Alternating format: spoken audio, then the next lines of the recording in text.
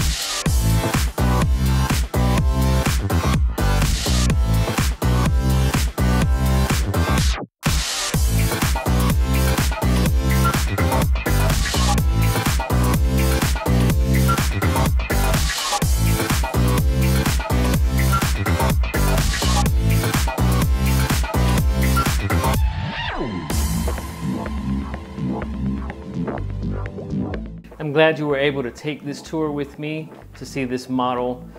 There's plenty other models available to see on my YouTube channel, and there's plenty more to come. There's no shortage of homes that are available in this area, whether it be St. Cloud, Kissimmee, Davenport, or going further north of Tahoqua. So my job is to bring this content to you, to get you informed on what is available here in the local market.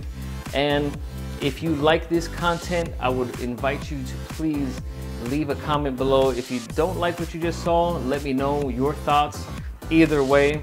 And if you could, if you appreciate the content that's coming to you, like and subscribe, and also hit the bell notification icon.